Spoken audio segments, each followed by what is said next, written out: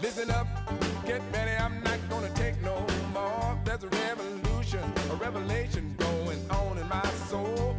Buckle up, get ready, we're not gonna sit back. Hey, everybody, all you citizens of the world, welcome back to Live from the Heartland for the week of February 10th. And once again, I'm Michael James up here in the 49th Ward.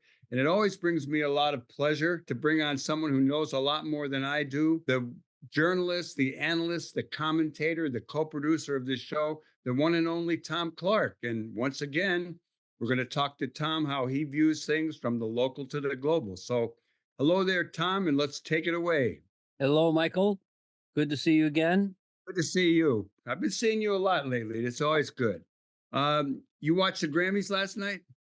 I did, in part because our good friend Lynn Norman had a couple of her clients up for awards, and Bobby Rush, I think, got one. But it was kind of by accident that we tuned it in late in the show. And I got to say, I was totally moved to tears with Brandy Carlisle's introduction of apparently her good friend and mentor, Joni Mitchell, who then at 80 years old pulled off an incredible rendition with like a 6-piece orchestra backing her up with musicians also singing with her, Both Sides Now, which was a high school song for me. Our folk group had it in its repertoire. So it was a very moving moment across the generations. And if that's what award shows are about these days, then I'm all for it.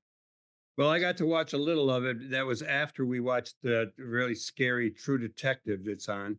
But more on that later. Let's go to Chicago. Let's start out in our beloved city. And, as you know, and you're going to talk about, and as Katie Hogan talked about recently on our show, we have an opportunity to make a real challenge to the homeless question by bringing Chicago home. Tell us what that's all about. This is a very important initiative that's on the ballot, and the best reason in the world for this primary in March to show up and vote. This would change the real estate transfer tax and produce a dedicated revenue stream for homeless programs that such like the city has never had. It's estimated that as much as $100 million might be generated by this tax, which actually is tiered as a progressive tax. Most of us homeowners will actually see a slight reduction, which only takes effect when you sell your place. This is not something, it's not your property tax. It happens when there's a transaction. Homes that are worth, or properties that are worth more than $1 million will pay a little more, and properties that are worth over 1.5 million will pay a little bit more than that. The real estate industry would have you believe that this is going to bring calamity to the city and ruin the market and all that. But most of us see it as an opportunity for the more wealthy to pay their fair share to take care of a chronic problem, which is the lack of proper resources for the homeless. And it's brought home to bear even more given the so-called migrant crisis that we have, because there just isn't room in the shelters or in the transitional housing that's been developed over the years for people who are near homeless. So this is a major opportunity to affect the bottom of the ladder in a way that has the top of the ladder paying more of their fair share. We like the fair share idea. It doesn't always happen in this state, but this might be the one. And it will really make a difference for a lot of people. And it's not going to hurt any of us. Some of the wealthier people may grumble a little bit, but let them grumble. Let's talk a little bit more about Chicago. We have, you and I both worked hard for electing Brandon Johnson. He's done a lot of stuff. He's taken a lot of heat. He's getting his feet wet, wetter and wetter. What do you got to say about our mayor? Is the honeymoon over? I'm not sure he ever had a honeymoon. He inherited a bunch of problems. I don't want to put that all at Lori Lightsaber's feet, but she certainly did not prepare the city well for what was an obvious looming crisis with newcomers being sent up from Texas. And that problem is just exacerbated in the months since. Brandon got off to a pretty good start with a majority of the city council voting for a reorganization of committees. And later in the year, he got a balanced budget passed, although people complain he used a lot of one-time tricks to do that. But it's real clear that the migrant crisis has brought to a head a lot of underlying tensions, I'm afraid to say, between the Black and brown community. And he's basically lost regular support of the Black Caucus, which is ironic. Um, I've been in several conversations recently, particularly with knowledgeable journalists who are really complaining about his lack of transparency, something that he ran on, that his government will be one of the most open ones around. And yet, most of us found out about meetings with Jerry Reinsdorf to build a new Sox park really after the fact. And we still don't know really what got discussed or what commitments the mayor might have made. He's also made nice noise about helping the Bears with the new stadium on the lakefront. Well, we've already been through that battle with the Lucas Museum, and I'm afraid that the mayor's, doesn't want to have teams leaving town on his watch, but he doesn't have much left in the cupboard to be buying sports stadia for billionaires. And I'm just very perturbed that we don't know more about what kind of deal making he might be doing on that. Um, I think that the lack of transparency is something that's going to hurt his progressive image, even with the recent vote around the ceasefire in Gaza, where he cast the deciding tie vote. And that, of course, is exacerbating tensions between progressives and one might say the Palestinian Arab community and the Jewish community, which is not insignificant in the city. So he has a whole hot kitchen that he's trying to operate in right now. And as one of our progressive leaders from the South Side said, maybe he wasn't quite ready to run government. We are still waiting for some major appointments to get made. And what are we now? 8 months into his administration, it's definitely honeymoon is overtime, and I'm hoping in this new year he's able to get his act together a little better. Well, I hope so too. I'm rooting for him. I do. I'm really concerned about the kind of the split between African American aldermen and Latinos over, the migrant crisis or the refugee crisis or the asylum crisis, whatever we want to call it. Uh, Newcomers. Newcomers. This And country has been built on newcomers. We all came from somewhere else at some point, and I don't know why that point's not made more frequently. yeah, and we are a sanctuary city, although that doesn't affect the sanctuary part of it. But a lot of people, are just a little grumbling going on. But on the other hand, I think that we've been a welcoming city to so many people over time, and I hopefully we come out on the good side of this. We'll see. let's Indeed. go. Let's go to what do you want to do next? You want to go to the border? You want to go to around the world? Where do you want to go? Well, I would love to go to the border to get into Mexico during this winter, although we've had a pretty mild winter. Uh, Yeah, I want to talk a little bit about the presidential campaign because some people think the GOP side is already over with, which it may well be, and the Republican Party seems to have fallen into ranks behind a twice impeached, um, uh, 4 times indicted former president who just scares the bejeebers out of me. Um, uh, he has no ethical base. He's the leader of a cult, which I see as a bunch of lemmings ready to jump over the cliff for him.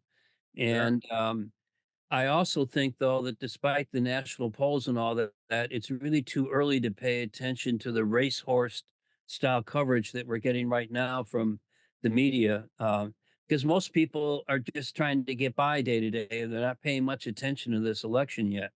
I think there are a lot of good signs for Sleepy Joe, who, of course, despite the age complaints that we're hearing, which can apply to Trump as well, he's gotten a boatload of stuff done.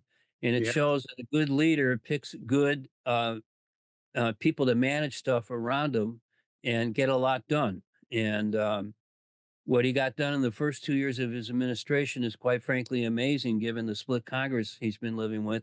And it's even more split now, where there is a huge compromise in Congress that the Senate produced around border issues that would also help Ukraine and Israel and even Chicago in terms of coping with the migrant so-called crisis.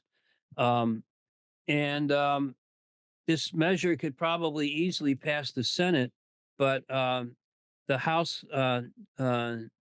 the House Speaker is saying, no, it's not going to, it's going to be dead on arrival. Why? Because candidate Trump says he wants to keep immigration as a live election issue and would just as soon kill off this compromise. The whole purpose of governance, particularly in Congress, of course, is to go back and forth over issues, and you end up in the middle someplace in compromise, and that's how we get stuff done. It doesn't seem to be the way the GOP wants to operate anymore. I'm not sure. I'm really happy that that bill might, even if it were to get passed, about what we give away on the border questions. Um, I know that Chuy Garcia, when he was on the show, basically was critical of, I think it was Murphy, the senator from Connecticut, because on the Senate working on this thing have not included anyone from the Latino caucus in the House, et cetera. So I'm not. In a way, I was when the orange-haired guy said don't go for it. I was saying, oh, that might be all right. We still got to deal with Israel and in Ukraine. Anyhow, Well, uh, ironically, the House is coming up with a bill today for direct support of Israel, but um, the offset would be cutting back more on the IRS, which, of course, we were trying to beef up that budget so that they could go after wealthy tax cheats collect more money. like maybe Mr. Trump. Um, he's really had a terrible time in court. And the irony is he hasn't paid out a dime of the fines and other things, or even the $50 million in legal fees, because he keeps having members of his cult sending him 25 bucks, 50 bucks, 100 bucks. All of his legal expenses and probably the fine that he's been assessed over the defamation case are going to be paid for by donors. I mean, this guy has been a loan shark kind of wheeler dealer his whole career, and he's doing it now in politics. It's astonishing to me. Yeah, I like to think that, and I did talk at the beginning of the show, which you didn't hear yet, uh, that things do look good for Biden. There was a poll recently around the independents, and independents are breaking not as much for Trump as he would hope. We are getting more independents breaking toward Biden, which would be a good sign. The economy is strong. The Federal Reserve is about ready to lower interest rates. Job creation's been phenomenal. Unemployment rate's the lowest it's been in years. Um, we have significant investments in dealing with climate change and alternative energy that has manufacturers booming all over the place.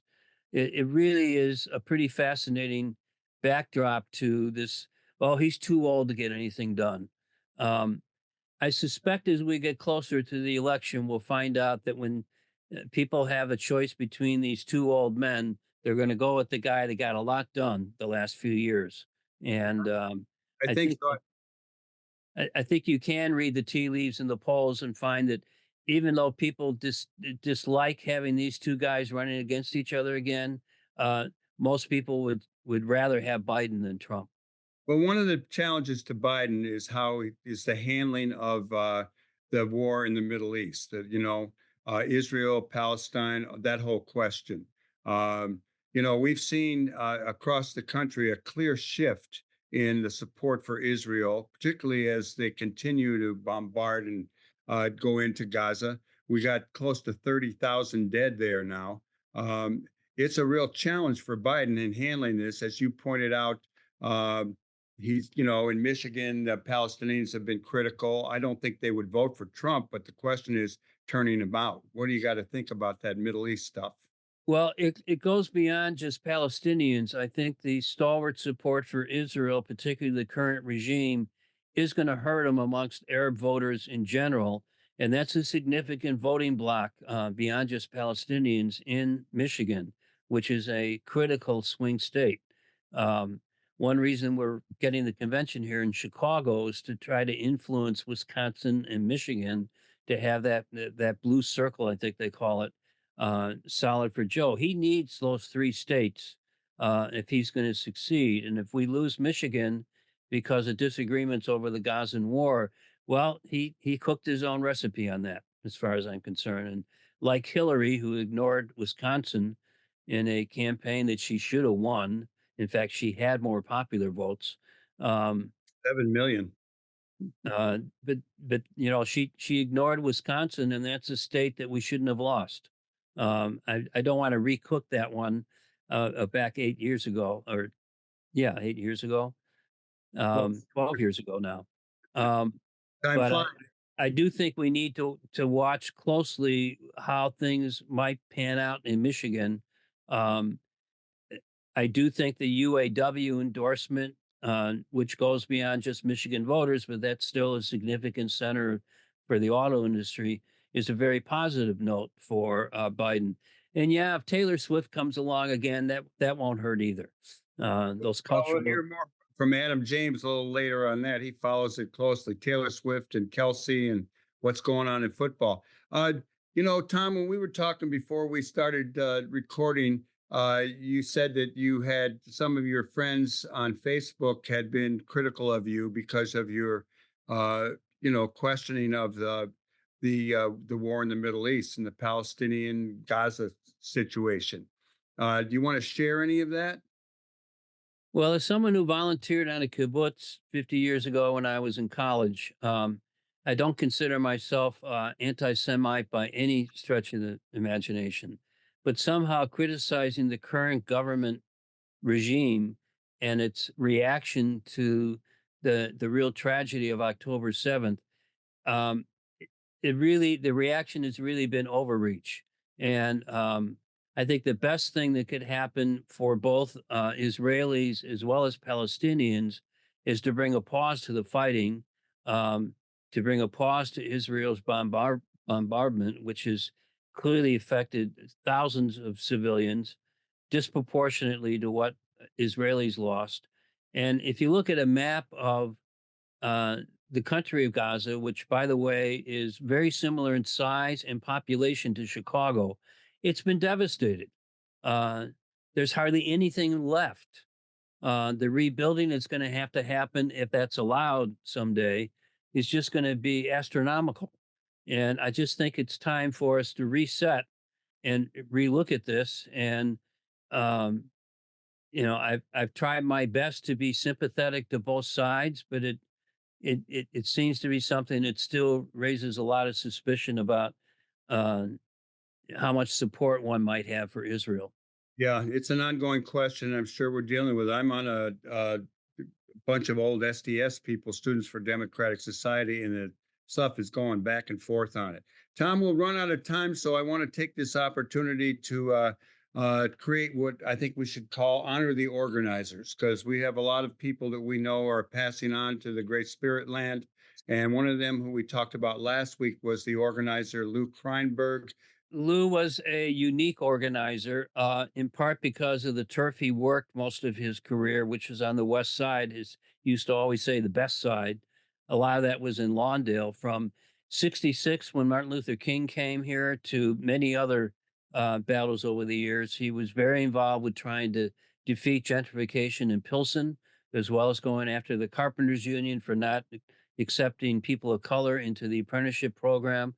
And as someone who helped found, along with Rabbi Marks, the Jewish Council on Urban Affairs, he just stands head and shoulders above a lot of other veteran organizers I know who have done great work over the years. But the campaigns he took on were pretty phenomenal, including one that I knew a lot about, which was challenging Mayor Jane Burns' plans for a World's Fair in 1992. We began looking at the uh, the backdrop of those proposed plans and found a lot of holes in the early 80s and did a series of stories, which Lou was my main source for because he could dig out documents left and right that people didn't know where they were buried.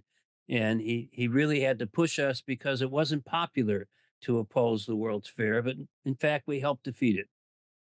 Right on. And long live Lou Kreinberg. You can all find more out about him if you Google his name, Lou, Lew, Kreinberg, Kreinberg. And long live Thom Clark, who imparts a lot of information in one little dose. Thank you, Tom. And Thank you, I'll Michael. be in the neighborhood soon. Everybody else.